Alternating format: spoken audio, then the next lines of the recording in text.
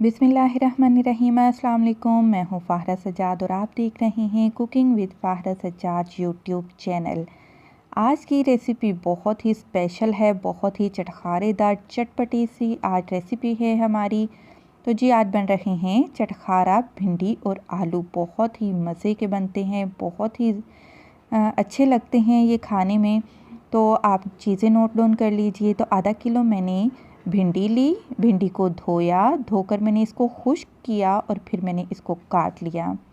और ये देखिए नॉर्मल से पीसेस में आपने इनको काट लेना है। आधा किलो भिंडी के लिए मैंने 2 दरमियाने साइज़ के आलू लिए और आलू को मैंने लंबा लंबा सा, जैसे आप आलू की चिप्स बनाते हैं ना, बिल्कुल वैसे ही आपने आलू को काट कर रख लेना है।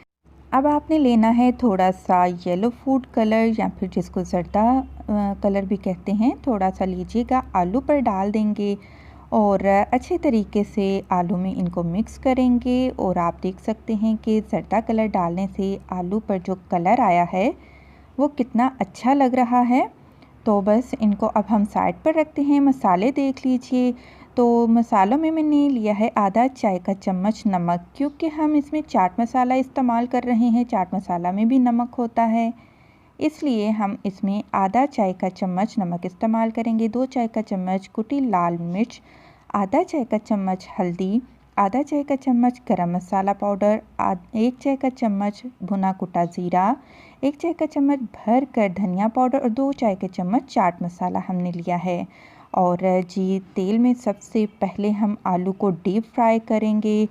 हमने आलू को बिल्कुल वैसे ही जैसे आप चिप्स बनाते हैं आलू की, बिल्कुल उसी तरीके से आपने आलू को फ्राई करना है। लेकिन हमने इनको क्रिस्पी नहीं करना, बहुत ज़्यादा फ्राई नहीं करना, बस इतना ही आप इनको तेल में फ्राई करिएगा कि ये गल जाएं। जैसा कि अभी आप देख सकते हैं कि आलू तेल के ऊपर आ चुके हैं, इसका मतलब है कि आलू गल चुके हैं। अब हम इनको निकाल लेते हैं और किचन टॉवल पे ही आप इनको निकालिएगा ताकि जो एक्स्ट्रा तेल है वो जज़ब हो जाए। तो ये देखिए आप कितने अच्छे लग रहे हैं, देखने में भी ज़बरदस्त किस्म के लग रहे हैं। और अब हमने एक फ्राई पैन लिया है और उसमें 1/4 कप आपने तेल डाल देना है। यहाँ पर याद रखिएगा तेल बहुत ज़्यादा आपने नहीं लेना, क्योंकि हमने वेजिटेबल्स को स्टिर फ्राई करना है और हमने इनको पकाना, तेल में भूनना नहीं है, सिर्फ स्टिर फ्राई करेंगे हम। तो जी हमने भिंडी डाल दी है, मज़ेदार सी भिंडी। अब हम इसको पका लेंगे। और भिंडी को आपको पता है पकाने के लिए इसको पानी नहीं डाला जाता, इसमें कुदरती तौर पर जो पानी होता है उसी में ये पक जाती है। तो 2 मिनट के लिए हम इसको पकाएंगे और इसमें डाल देंगे हम 1 खाने का चम्मच सोया सॉस। अब सोया सॉस हम क्यों डाल रहे हैं? 2 मिनट के बाद जब आप देखेंगे भिंडी फ्राई हो रही थी तो इसमें लेसपन होता है। तो ये जो सोया सॉस है भिंडी की लेस को मिनटों में ख़त्म कर देता है, आप कहें कि उसी टाइम ख़त्म कर देता है लेस को। तो बस हमने मिक्स कर दिया है सोया सॉस को और अब हम इसको अच्छे से पका लेंगे।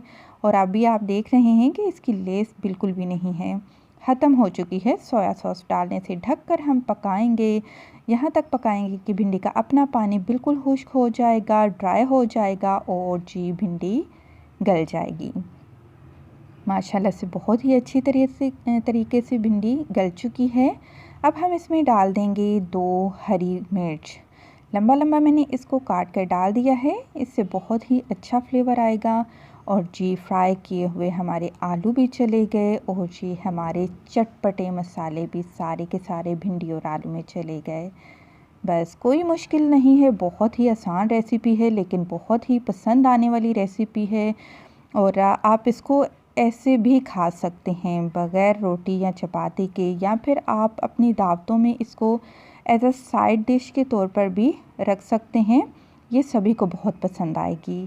और हमने इसको खाया था डिनर में चपाती के साथ। साथ मैंने बनाई थी चटनी टमाटर की, जो कि मैंने उसकी वीडियो पहले अपलोड की है, उसके साथ में हमने इसको खाया था। बहुत ही टेस्टी ये बना था और सभी को बहुत ज़्यादा पसंद आए। और आप भी इसको ज़रूर ट्राई करिएगा और मुझे फ़ीडबैक लाज़मी दिया करें। जाते जाते मेरी वीडियो को ज़रूर लाइक कर दें खुश रहें, दुआ में याद रखें। अल्लाह हाफ़िज़।